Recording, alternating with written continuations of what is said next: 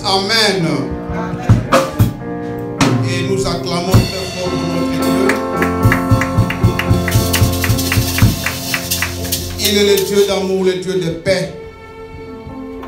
Il est le Dieu fidèle.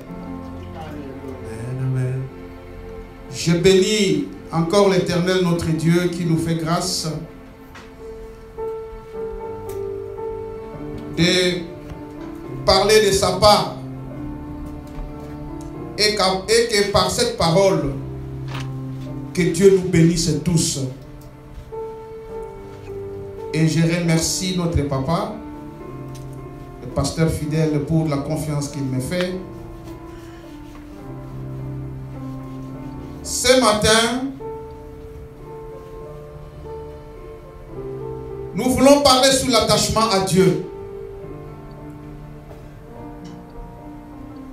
Nous savons que c'est le message que nous avons reçu au début de cette année. Dieu nous a demandé tous. Dieu a demandé à l'Église.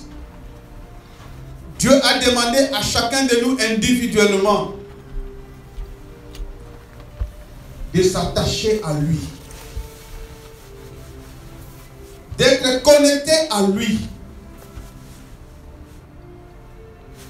Vous savez, mes frères et sœurs, il y avait aussi un serviteur qui s'appelait Josué. Il avait posé la question aux enfants d'Israël. Qui voulez-vous servir? Mais il leur a dit que moi et ma maison, nous servirons l'Éternel.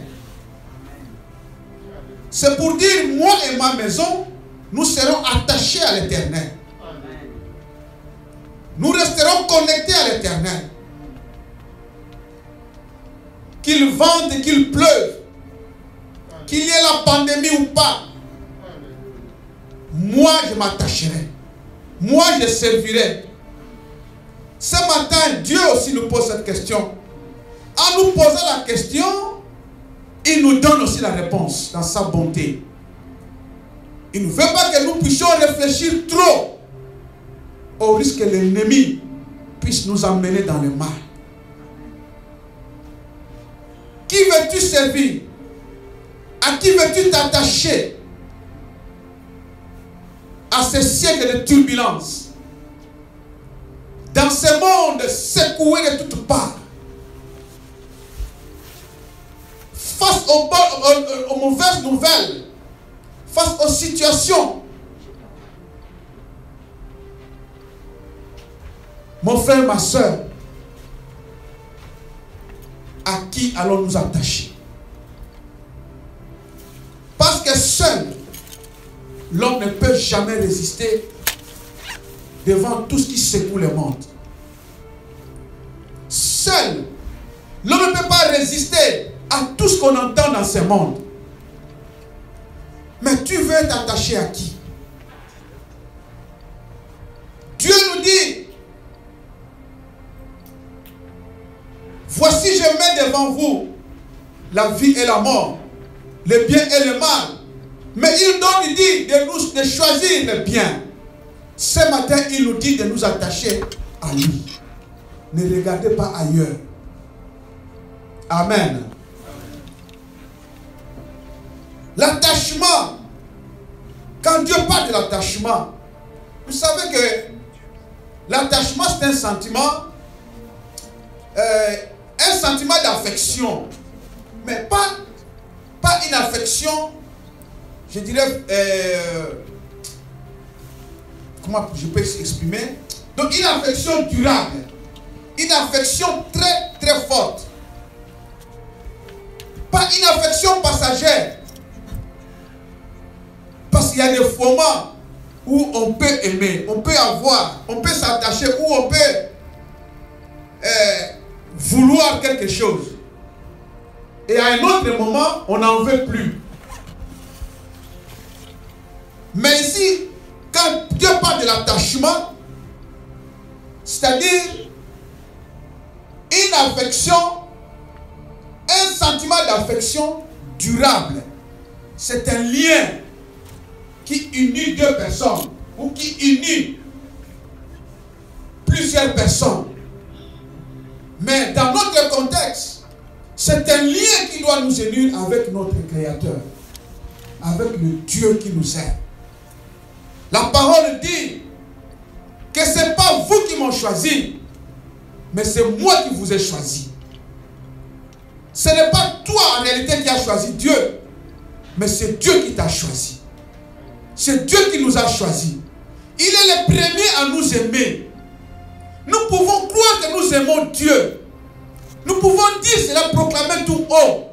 Mais l'amour que nous avons envers Dieu n'est pas comparable avec ce que Dieu a envers nous.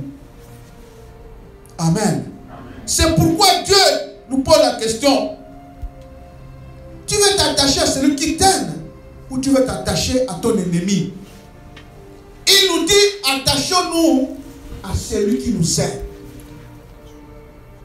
Sa parole dit, il ne nous traite pas selon nos iniquités. C'est pourquoi quand nous venons pleurer devant lui, il n'hésite pas à nous pardonner. Amen. Est-ce que pouvons nous attacher à ce Dieu-là? Nous allons lire le texte dans 1 Samuel chapitre 28, le verset 1 à 14. Et nous lirons aussi 1 Samuel chapitre 30,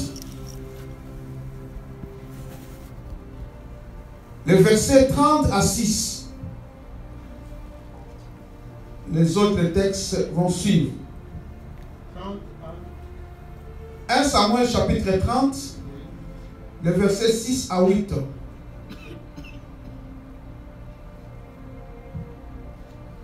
Dans 1 Samuel 28, 4 à 14, les Philistins s'assemblèrent et vinrent camper à Sunem. Saoul rassembla tout Israël et ils campèrent à Gilboa. À la vue du camp des Philistins, Saoul fut saisi de crainte et un violent tremblement s'empara de son cœur. Saoul consulta l'Éternel et l'Éternel ne lui répondit point, ni par des songes, ni par l'Urim, ni par les prophètes. Et Saoul dit à ses serviteurs, cherchez-moi une femme qui évoque les morts, et j'irai la consulter. Ses serviteurs lui disent, voici à Édor, il y a une femme qui évoque les morts. Alors Saoul se déguisa et prit d'autres vêtements, et il partit avec 2 hommes. Ils arrivèrent de nuit chez la femme. Saoul lui dit, prédis-moi l'avenir en invoquant un mort et fais-moi monter celui que je te dirai. La femme lui répondit, voici, tu sais ce que Saoul a fait. Comment il a retranché du pays ceux qui évoquent les morts et ceux qui prédisent l'avenir. Pourquoi donc tends-tu un piège à ma vie pour me faire mourir? Saoul lui jura par l'Éternel en disant, l'Éternel est vivant, il ne t'arrivera point de mal pour cela. La femme dit, qui veux-tu que je te fasse monter? Et il répondit, fais-moi monter Samuel. Alors la femme vit Samuel. Elle poussa un grand cri et elle dit à Saoul, pourquoi m'as-tu trompé? Tu es Saoul. Le roi lui dit, ne crains rien, mais que vois-tu? La femme dit à Saoul, je vois un Dieu qui monte de la terre. Il lui dit, quelle figure a-t-il? Et elle répondit, un vieillard qui monte et il est enveloppé d'un manteau. Saoul comprit que c'était Samuel et il s'inclina le visage contre terre et se prosterna. 1 Samuel 30, 6 à 8. David fut dans une grande angoisse, car le peuple parlait de le lapider, parce que tous avaient de l'amertume dans l'âme, chacun à cause de ses fils et de ses filles. Mais David reprit courage en s'appuyant sur l'Éternel, son Dieu. Il dit au sacrificateur Abiathar, fils d'Achimelech, apporte-moi donc les fautes. Abiathar apporte les fautes à David. Et David consulta l'Éternel en disant, poursuivrai-je cette troupe? L'atteindrai-je? L'Éternel lui répondit, poursuis, car tu atteindras et tu délivreras. Amen. Dans ces deux textes, nous sommes en train de voir celui qui n'était pas attaché à Dieu et celui qui était attaché à Dieu. Dans le premier texte de 1 Samuel 28, il s'agit de Saoul. Saoul que Dieu a oint, Saoul que Dieu a établi comme roi en Israël.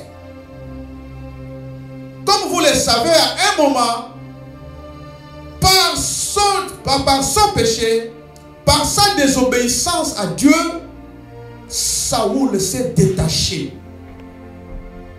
Et par conséquent, Dieu l'avait rejeté. Saoul qui était roi oué de Dieu. Mais à un moment, il s'est détaché. Donc son attachement à Dieu n'était pas durable, n'était pas solide. Et il a été vaincu par l'ennemi en désobéissant à Dieu. Le même Saoul, au début de ce texte, c'est-à-dire le verset 1, 2, 1 jusqu'à 3 là, si nous lisons, nous voyons que Saoul avait pris même la bonne décision de faire sortir ou de chasser ou d'interdire des pratiques d'idolâtrie. Ceux qui invoquaient les morts, ceux qui prédisaient l'avenir, les devins. Il avait bien fait. Mais à un moment, Saoul ayant désobéi, Saoul n'ayant pas attaché à Dieu, quand les Philistins se sont élevés pour combattre, les Philistins ont entouré. Les Philistins, c'est le peuple ennemi à Israël. Ils ont déclaré la guerre contre Israël. Ils se sont approchés près d'Israël. Et le roi Saoul était dans la crainte, la peur.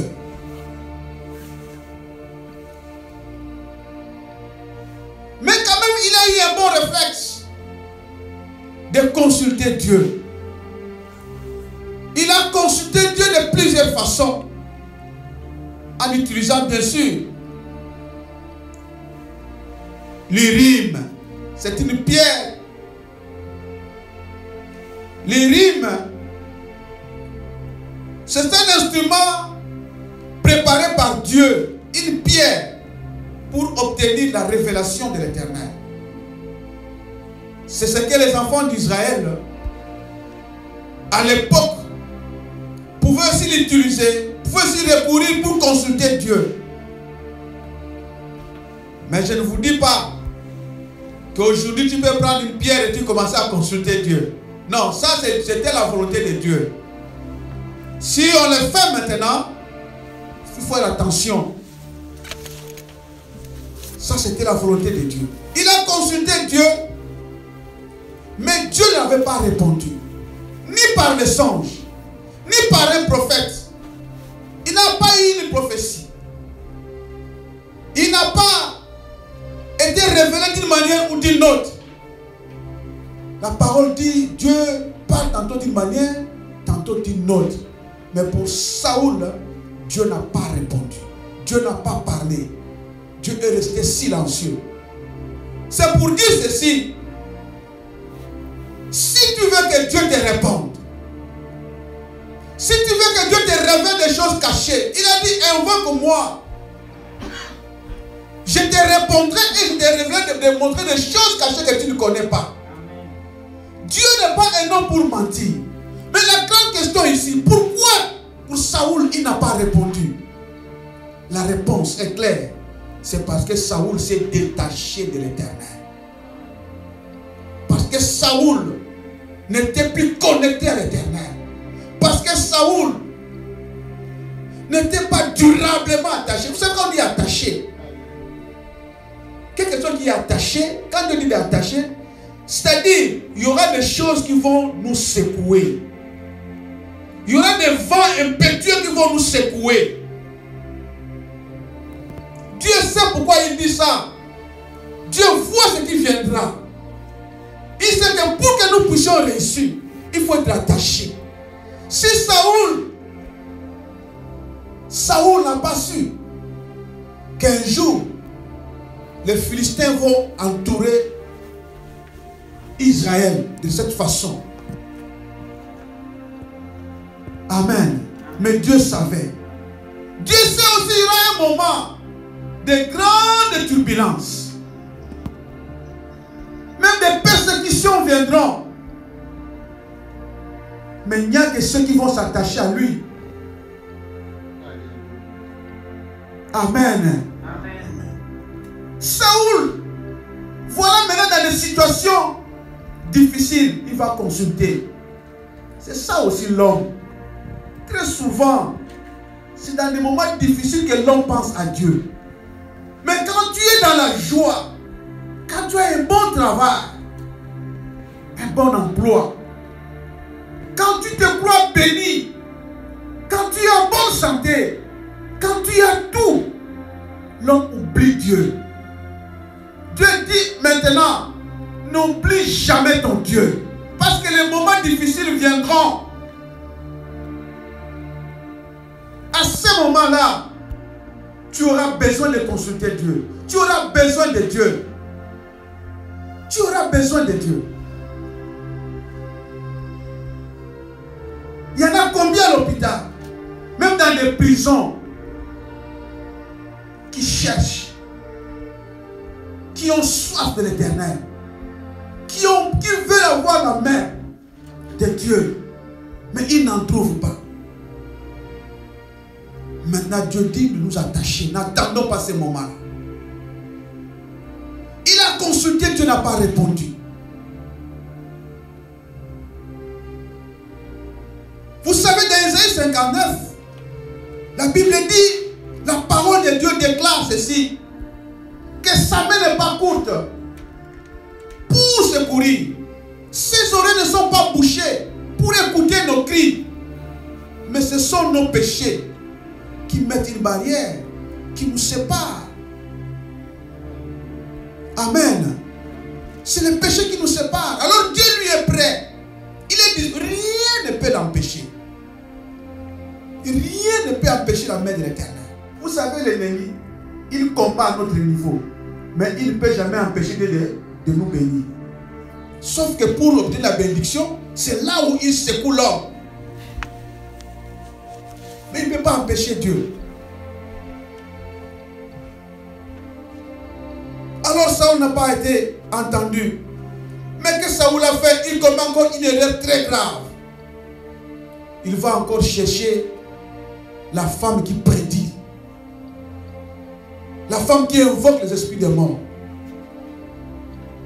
Mon frère, ma soeur, si tu n'es pas connecté avec Dieu, si tu n'es pas attaché avec Dieu, quel que soit le magicien que tu vas chercher, regarde, Dieu peut bloquer les magiciens.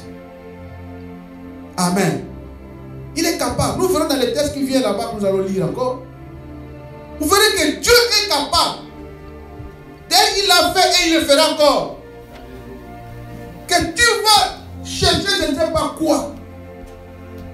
Mais là aussi, tu n'obtiens pas de bonnes réponses.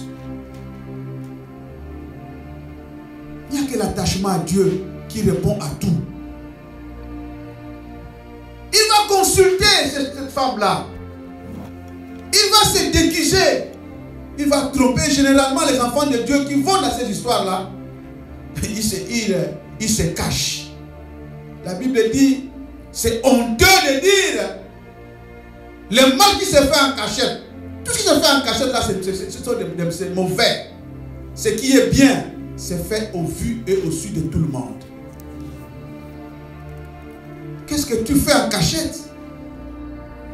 Saül est allé en cachette. Il s'est déguisé. Mais Dieu le voyait. Dieu le voyait. Et Dieu l'a bloqué là où il est parti. Il a cherché la solution, il n'a pas trouvé de solution.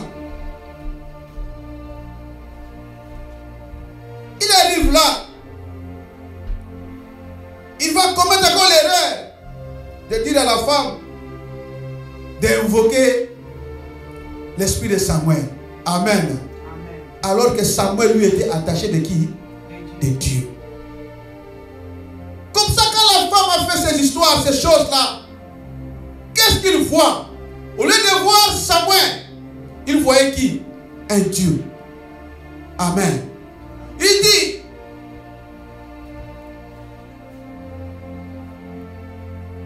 ceci. Alors la femme vit Samuel. Non, la femme dit au verset 11, que veux-tu que je te fasse monter? Et il répondit, fais-moi monter Samuel. Lorsque la femme vit Samuel, elle poussa un grand cri. Et elle dit à Saoul, pourquoi m'as-tu trompé? Mon frère, ma soeur, à l'Ingala on dit, Amen. C'est-à-dire, tu risques aussi de chercher des problèmes. Le féticheur peut avoir des problèmes. Il n'est pas au-dessus de Dieu. Quand il a vu, il a crié, pourquoi m'as-tu trompé? Et quand Saoul lui pose la question, tu as vu qui? Il dit, j'ai vu un Dieu. Mon frère, ma soeur, celui qui est attaché à Dieu, même si on amène, je ne sais pas, ton nom n'importe où, même si on amène des fauteuils n'importe où, même si on fasse quoi sur toi, même si on fasse n'importe quoi, mais sache que Dieu est avec toi et on verra autre chose. Amen. Il a invoqué, il est allé avec le nom de Samuel dans la maison du féticheur. Mais quelle est la conséquence? La féticheur lui-même a crié. Qu'est-ce qu'elle a vu? La Bible ne donne pas les détails.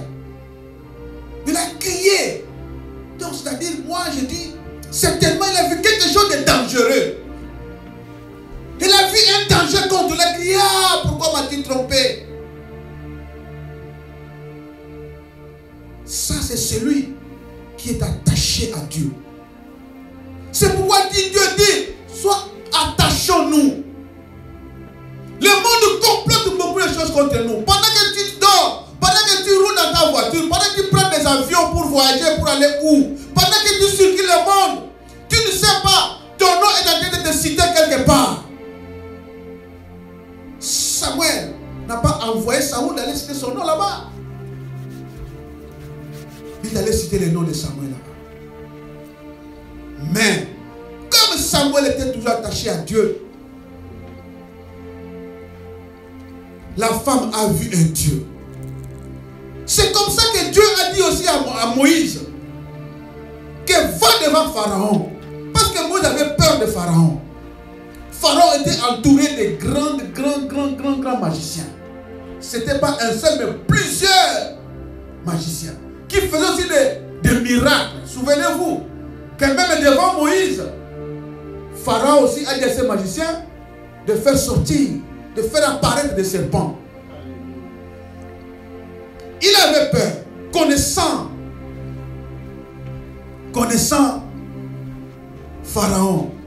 Dieu lui a dit, je ferai de toi un Dieu devant Pharaon.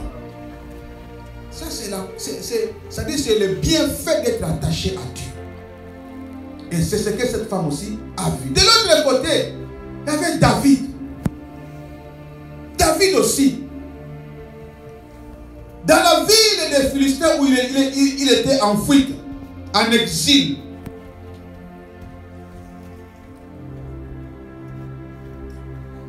Où on avait placé la donnée, la ville par le roi Akish.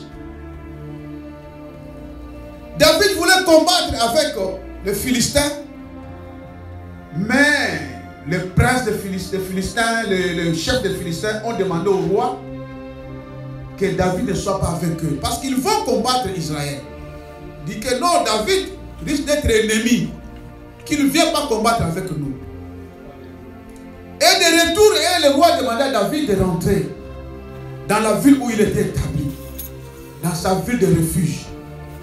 Mais arrivé là, dans cette ville-là, les ennemis ont venu, ils ont capturé les femmes et les enfants pendant que les hommes étaient avec David. Et quand David est revenu, la situation était celle-là. Ils sont partis avec les femmes et les enfants. Maintenant, tous ces hommes-là s'étaient levés contre David. C'est la même situation aussi. Ici, les Philistins s'est levé contre Saoul et son royaume. De l'autre côté, les hommes se sont levés contre David. Ils murmuraient contre David. Ils projetaient à lapider David, à lui faire du mal. David aussi a eu les mêmes sentiments que Saoul, c'est-à-dire la peur.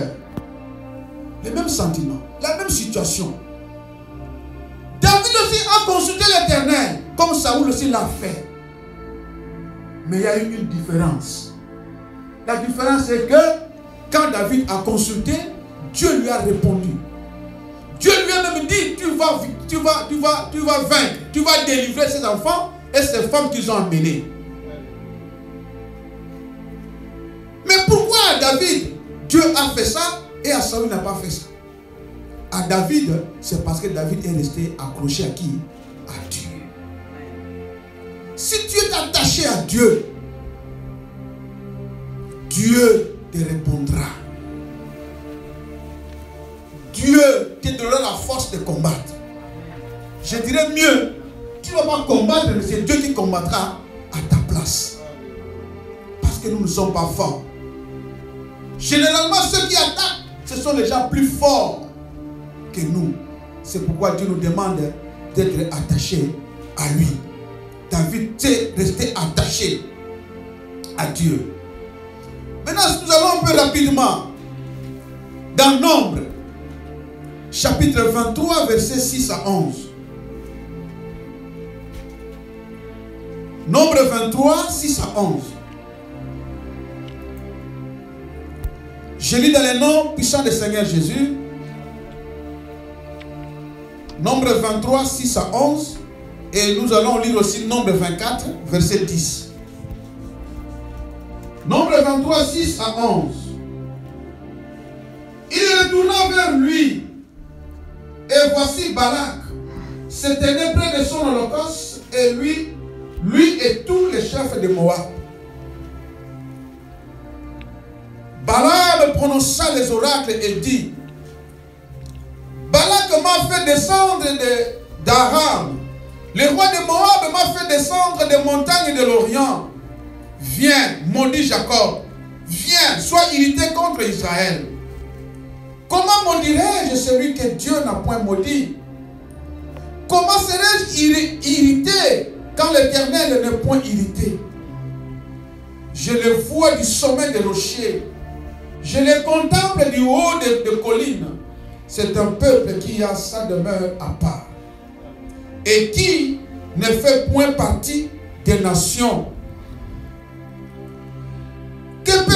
Qui peut compter la poussière de Jacob et dire le nombre du quart d'Israël? Que je meure de la mort des justes et que ma fin soit semblable à la leur. Et ce sont des paroles de Balaam. Balaam, lui aussi, c'était un devin.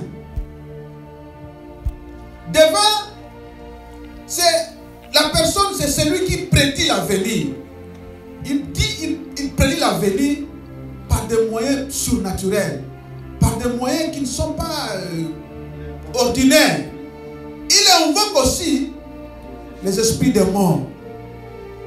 Donc Balaam était aussi comme un féticheur. Et la Bible dit qu'il était très puissant. Quand vous lisez je crois dans le chapitre 22, il va dire qu'il était très puissant. C'est pourquoi le roi Balak de Moab a fait recours à Balaam pour venir maudire Israël. Mais en demandant à Balaam de venir maudire Israël, de venir faire du mal à Israël, il ne savait pas, il a oublié, il ignorait que pendant ce moment-là, Israël était attaché à son Dieu. Je dis, l'attachement à Dieu comporte plusieurs avantages. Plusieurs avantages pour l'homme qui s'attache à Dieu. Et si nous voulons voir quelques avantages, il y en a plusieurs. Mais dans un texte de Nombres, en lisant, je comprends que Dieu, l'avantage que Dieu donne à celui qui s'attache à Dieu, à lui, Dieu fait confondre l'ennemi qui vient contre la personne qui est attachée à Dieu. Dieu crée la confusion. Balaam et Balak. Parce que Balak a appelé Balaam, comme il est dit là-bas, il m'a fait monter. Non, il m'a fait descendre. Pourquoi? Pour maudire. Mais il arrive là. Mon frère, ma soeur, le texte là, Balaam avait rencontré l'Éternel sur son chemin. Et Dieu a fait qu'il y ait une confusion. C'est qu'on lui a demandé de dire, de faire. Il fait autre chose. Ils ne s'entendent pas avec Balaam. Balaam et Balak. Au début, ils se sont entendus. Il est venu. Mais pour exécuter, ils ne se sont pas entendus. C'est comme ça la Bible dit, la parole dit, donner des ordres, cela ne sera pas exécuté. Mais contre qui? Si les autres étaient donnés contre celui qui est attaché à Dieu. Si les autres sont donnés contre celui qui est attaché à Dieu, ces ordres-là ne seront pas exécutés. Toi qui es attaché à Dieu, même si c'est les autres qui sont donnés, je ne sais pas par le plus grand sorcier de ta famille. Souviens-toi que Balaam aussi était plus grand, mais il n'a rien fait contre Israël qui était attaché à l'Éternel.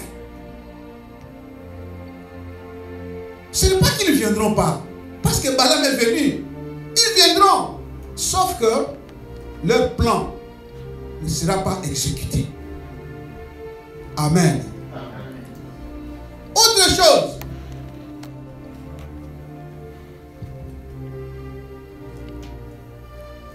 Il y a l'impossibilité de la part de l'ennemi de maudire.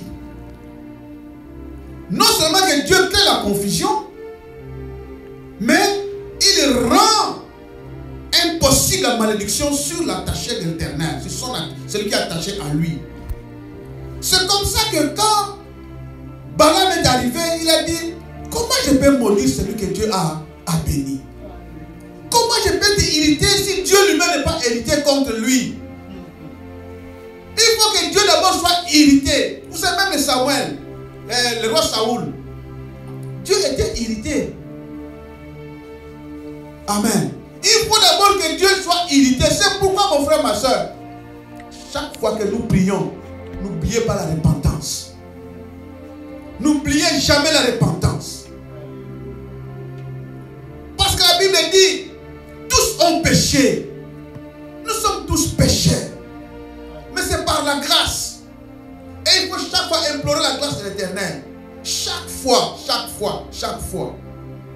Tu peux commettre un péché sans savoir que tu as commis un péché. Par ta façon de regarder, par les pensées. On broche de plusieurs manières. Alors, empêcher que Dieu soit irrité, irrité, ça donnera la possibilité à l'ennemi de te maudire. Amen. Avantage, l'impossibilité pour que l'ennemi puisse te maudire. Troisième, autre avantage, Dieu nous met à part. Amen. C'est-à-dire, comme Balaam a vu, il dit, c'est un peuple qui a une demeure à part. Mais pendant qu'il disait, Israël était où? Sur la terre. Israël était sur la terre. Ce peuple-là était là, il ne savait pas ce qui se passe. Alors qu'il y avait un Balaam qui est là sur les collines en train de les voir. C'est ça aussi. Pendant que nous mangeons, pendant que nous faisons je ne sais pas quoi. Qui disait ça, c'est ça là, Tatawana Azakota. Tatawana Azakomon Azakota. Pendant qu'Israël se mouvait, pendant qu'Israël était en train de le chercher, parce qu'il était sur le chemin pour aller à la terre promise. Il n'avait pas encore obtenu, il n'avait pas encore accédé à la terre promise. Pendant qu'il cherchait, c'est-à-dire c'est le moment de l'instabilité sur le chemin. Pendant que tu cherches à voir ce que le Seigneur t'a promis, à ce moment-là aussi, l'ennemi ne te lâche pas, il te regarde. Il cherche comment bloquer. Il cherche comment te faire périr. Mais toujours pendant ce moment-là, quand tu es toujours attaché, tu peux voir comme si les choses ne marchent pas. Mais l'Éternel est là pour nous protéger. Amen. Amen. Il était encore sur la terre. Mais Balaam voyait autre chose. Ils ont un demeure à part. Nous sommes aussi à part. Bien que nous, le Seigneur a dit, Père, ils sont dans le monde, mais ils ne sont pas de ce monde. Il y a toujours au Congo, je prends ça parce que c'est là où j'ai vécu longtemps. Quand on te cherche des problèmes, il y a d'autres qui disaient, c'est-à-dire que tu me cherches, tu sais là où on a enterré le cordon ombilical. Tu ne sais pas là où on est. C'est-à-dire, ça symbolise sa personne. C'est pour dire que tu ne sais pas où je me cache, où on m'a caché, où se trouve ma demeure. Ça c'est le monde. Mais nous qui sommes nés de Dieu, nos cordons ombilicaux sont cachés où? En Jésus-Christ. Ce n'est pas dans le monde. Ils vont chercher dans le monde, ils ne verront pas. Ils vont commencer à dire, je ne sais pas si on t'a posé la question, toi, pourquoi toi tu ne te vois pas, toi tu es comment toi? Il y en a même qu'on a qualifié de sorcier. Un sorcier dit que toi tu es sorcier. Un sorcier dit aux autres, non, fais attention à l'enfant là. L'enfant là, on ne le voit pas clair. En réalité, il te cherche, mais tu ne vois pas, tu es caché où toi? Tu as Dieu, ceux qui sont attachés à lui, on les demeure à part. Amen. C'est un avantage terrible ça. C'est un avantage terrible. Un avantage immense. Un homme qui est attaché à Dieu aura des ennemis de taille. Amen. Amen. Celui qui est attaché à Dieu aura des ennemis de taille. Donc avec les yeux humains, tu vas trembler. Des fois quand Dieu monte, tu trembles, tu tremblotes. Oh Seigneur. Amen. N'es-tu pas un jour sursauté de ton lit? Quand tu as vu, je ne sais pas quoi te poursuivait, tu t'es sursauté et puis, Seigneur, tu vas trembloter. Amen. Celui qui est attaché à Dieu a des ennemis de taille. Bambinga. Les amalicites. Amen. Mais en tout cela, nous serons plus que vainqueurs. Car la Bible dit que les faibles disent qu'ils sont forts. Amen. Nombre 22, verset 6. Bon, ça j'avais dit, on ne va pas le lire, c'est Nombre 22, 6 à 7. C'est là où elle dit que Balaam était un devin puissant. Ah, toi tu es roi, Balak, tu es roi. Tu as toute l'armée avec toi. Tu as tous les pouvoirs avec toi. Et là, ils sont déjà en train de se chercher encore. Ils n'ont pas encore trouvé là où ils doivent habiter. Mais toi, tu vas chercher un puissant divin. C'est ça le monde. Amen. C'est ça le monde. Même si on pense être instable socialement, même si on voit l'instabilité financière, même si on voit, je ne sais pas, des choses qui ne marchent pas, le Seigneur veut nous rassurer aujourd'hui que si nous sommes attachés, les ennemis verront autre chose. Il y a des fois, quand on dit que je pose à l'embon, ouais. Toi tu vois, tu n'as rien. Amen. Toi tu es ceci, hein. Mais quand tu vois que tu n'es pas comme on te dit, ça peut être aussi ce que l'ennemi voit en toi. Parce que tu es attaché. L'avantage d'être attaché à Dieu. Pour conclure, nous allons lire Psaume 63, les versets 2 à 3 et le verset 9. Psaume 63, verset 2. Oh Dieu, tu es mon Dieu, je te cherche.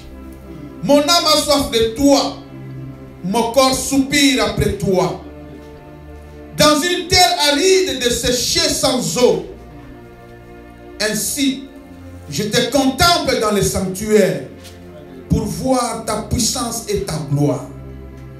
Dans le verset 9, mon âme est attachée à toi, ta droite me soutient.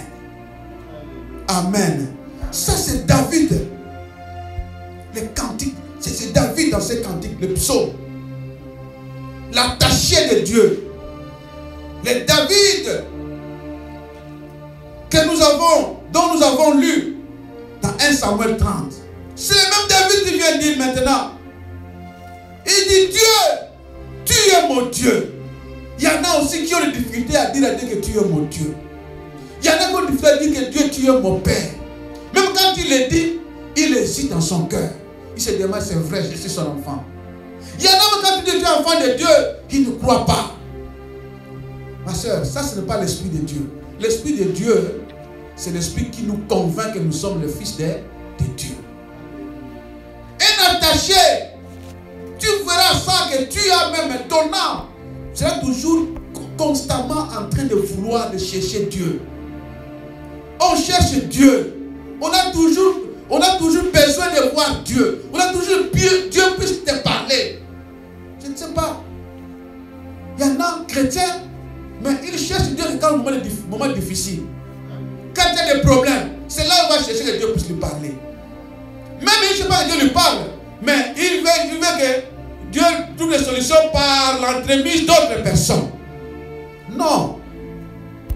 Chercher Dieu, Dieu on le cherche dans la prière. Dieu on le cherche en écoutant sa parole. Même, vous savez que pendant ce temps de pandémie, confinement, nombreux sont devenus spécialistes de YouTube. Mais dans le YouTube, il y a aussi la parole de Dieu. C'est comme ça qu'on cherche Dieu. Tu écoutes la parole, tu écoutes la parole. Tu verras que la parole là va faire quelque chose dans ton cœur, dans ton âme. Et ton âme va commencer à désirer Dieu. On cherche Dieu dans la prière. Ici David, c'est une prière. David priait. David parlait à Dieu. Et David dit, je te contemple dans le sanctuaire. C'est dans le sanctuaire. C'est en présence de Dieu qu'on vient s'attacher. Pas ailleurs. Pas dans des paroles. Pas dans des paroles. Il dit, mon âme s'attache à toi. Ta droite me soutient. C'est-à-dire, quand tu cherches, Dieu te soutient. Tu cherches, Dieu te soutient. Plus tu cherches, plus le soutien de Dieu grandit dans ta vie. Amen. Que celui qui a des oreilles pour entendre, entende. Que Dieu nous bénisse.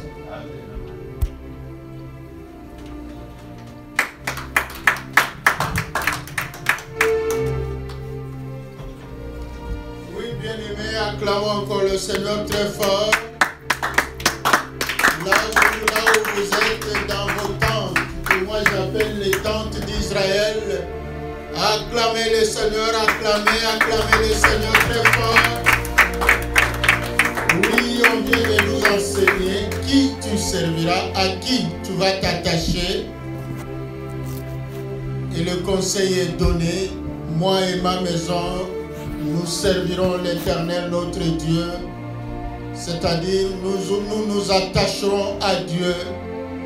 Il y a deux types de personnes. Il y a une personne qui fait semblant d'invoquer Dieu, mais ne s'attache pas à Dieu. Mais il y a une autre personne qui invoque Dieu et s'attache réellement à Dieu. Et celui qui ne s'attache pas à Dieu échouera dans toutes ses démarches.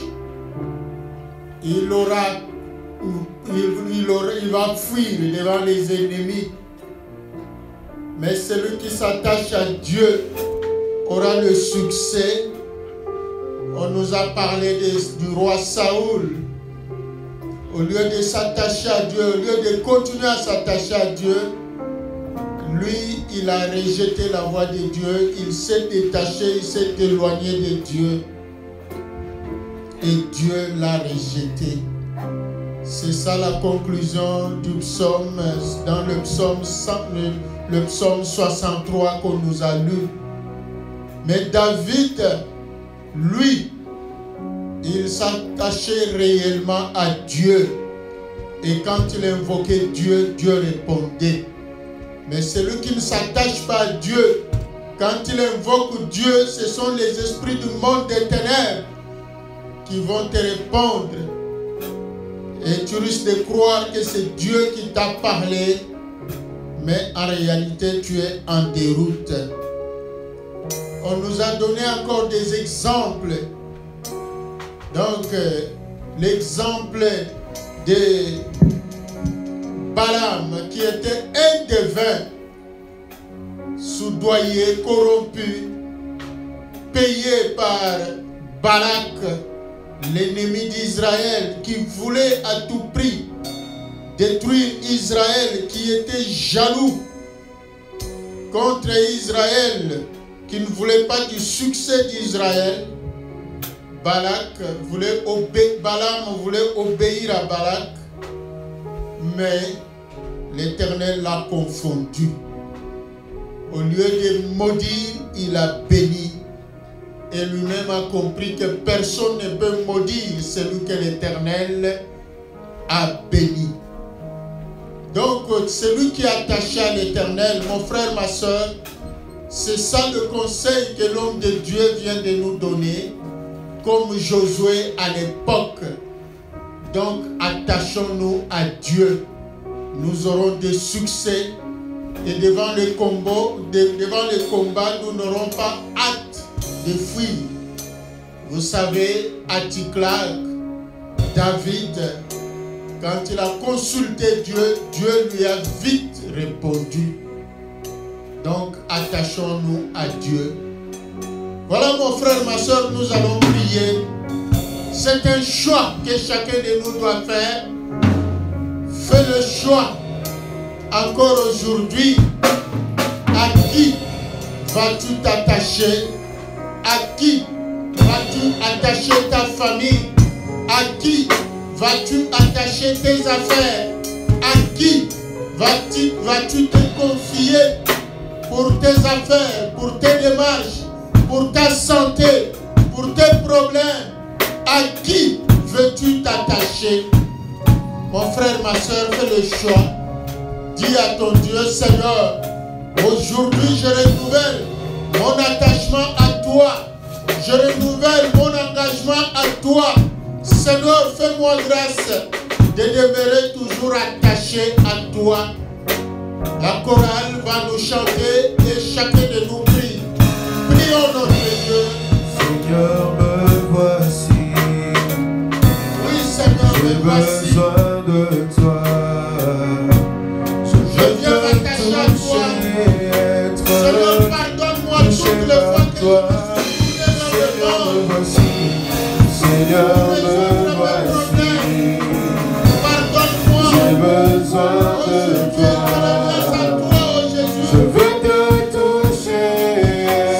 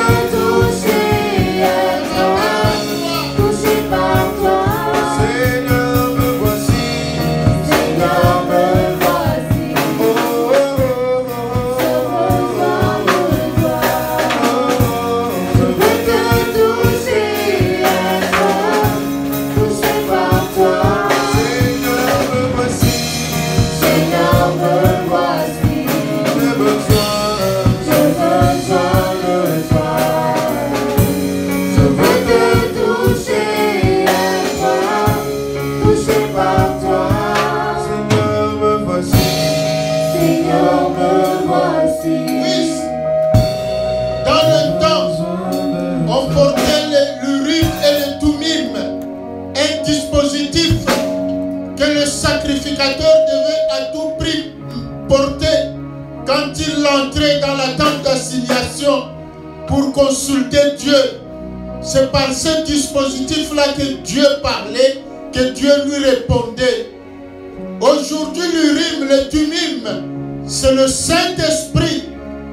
Voilà, tu vas demander à Dieu qu'il te remplisse encore de son Saint-Esprit, afin que quand tu invoques Dieu par l'Esprit, par son Esprit, par son Saint-Esprit.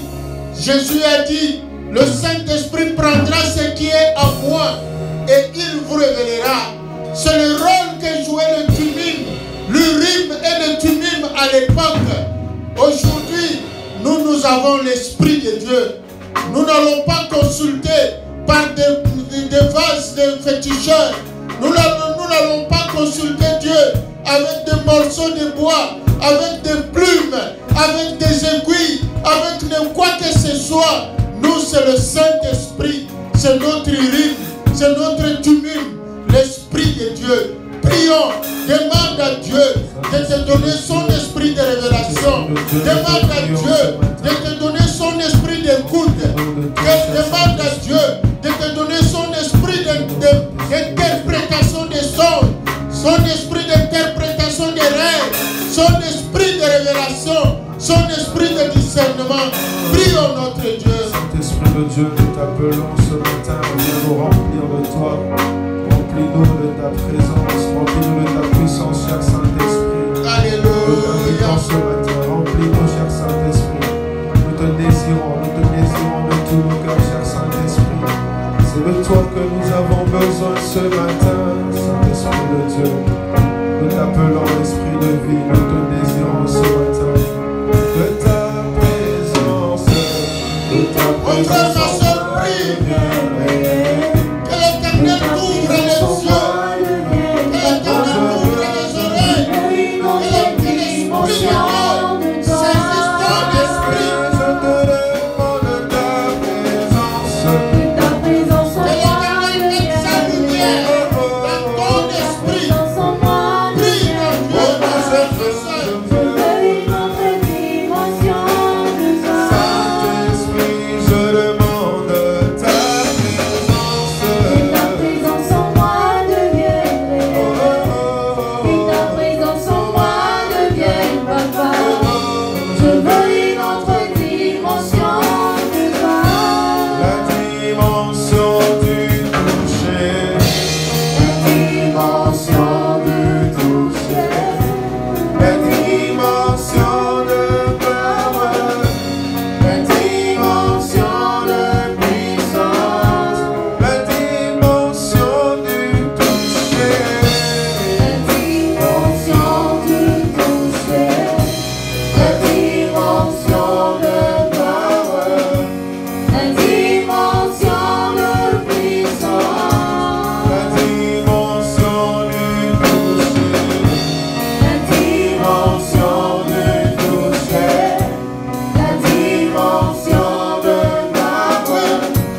Mon frère, ma soeur, celui qui est attaché à Christ sera assis avec Christ dans le lieu céleste. C'est ce que la Bible nous dit. Demande à ton Dieu de t'élever au-dessus de toute puissance des mondes des ténèbres. Dans le quartier où tu vis, là où tu travailles, partout où tu passes, que ça ne soit pas toi, que les gens voient Jésus-Christ à toi, en toi, que le monde des ténèbres ne te voie pas toi, mais qu'ils voient Jésus-Christ en toi, que tous les esprits du monde des ténèbres qui oseront infiltrer ta maison, qu'ils ne te voient pas, qu'ils voient la lumière de Christ, qu'ils voient le feu de l'Éternel, que notre Dieu se manifeste en toi.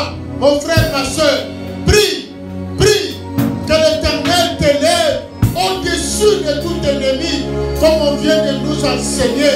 Il a dit à Moïse, je te fais Dieu pour Pharaon, c'est-à-dire, je t'élève au-dessus de toutes les puissances de Pharaon, au-dessus de tous les magiciens de Pharaon, que toi aussi, puisque Christ est en toi, tu es attaché à Christ, que l'Éternel t'élève au-dessus de toute puissance occulte, au-dessus de tout monde des ténèbres, là où tu habites, là où tu es, là où tu travailles, partout où tu mets tes pieds, que l'Éternel notre Dieu t'élève au-dessus. Prions notre Dieu. Alléluia.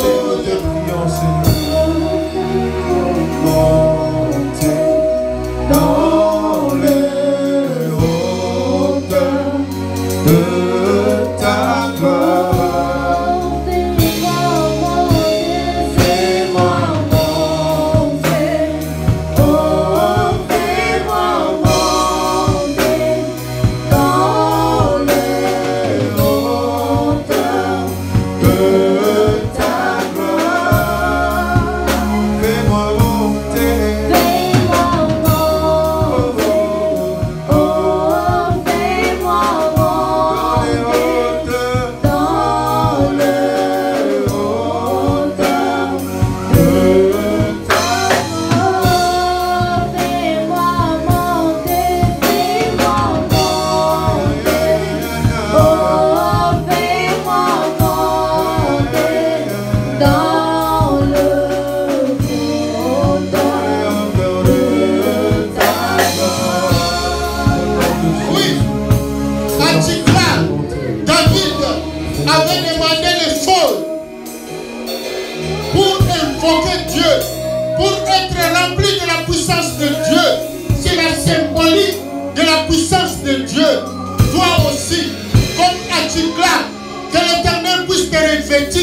De sa puissance, afin que tu ailles récupérer dans le monde des ténèbres, parce que David avait constaté que les Amalécites, les ennemis, ont été venus, ils ont emporté ses femmes, ses enfants, tous les biens, et David est allé invoquer Dieu. Dieu lui a répondu, Dieu l'a revêtu de sa puissance, et David a poursuivi les ennemis, il les a attrapés.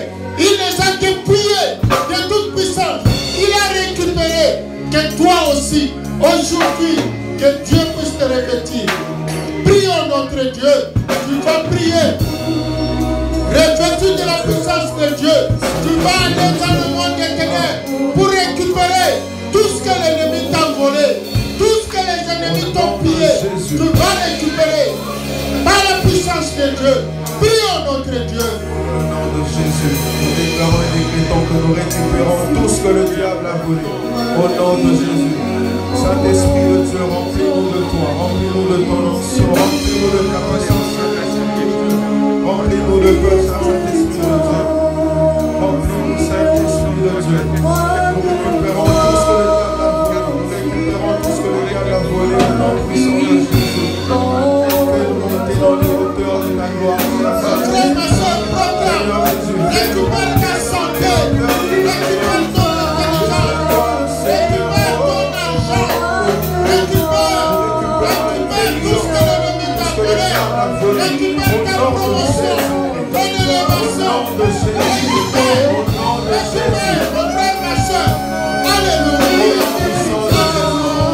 Récupérons tout ce que le diable a volé. Merci Saint-Esprit, remplis-nous de ton onction, Saint-Esprit de Dieu. Merci de ressusciter tout ce qui était mort pour nous. Merci Saint-Esprit de ressusciter cela. Au nom de Jésus.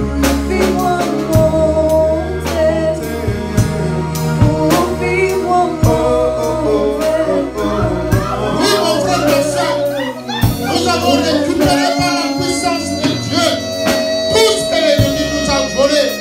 Et nous sortons du camp de l'ennemi. Nous revenons au camp de Jésus-Christ.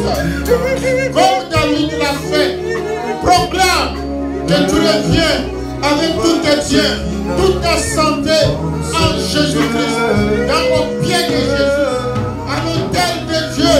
Proclame, mon frère, ma soeur. Alléluia. Je vois la Shekinah en ce lieu. Je vois la Shekinah en ce lieu.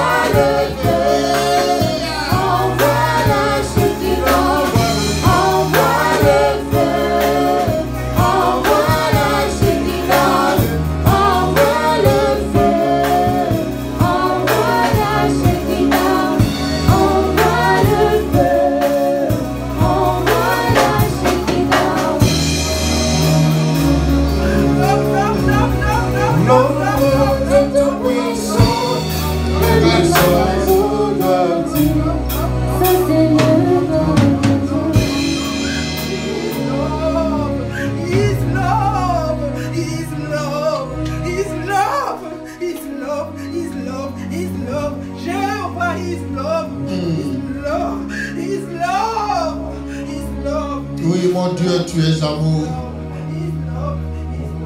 Tu nous as aimés dès le commencement. Ton amour n'a point changé. Ton amour nous rend très forts, oh Jésus. Alléluia.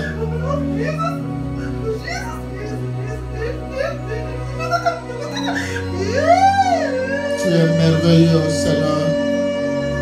Alléluia. Alléluia. Gloire à toi, oh Jésus. Tu es merveilleux. Alléluia.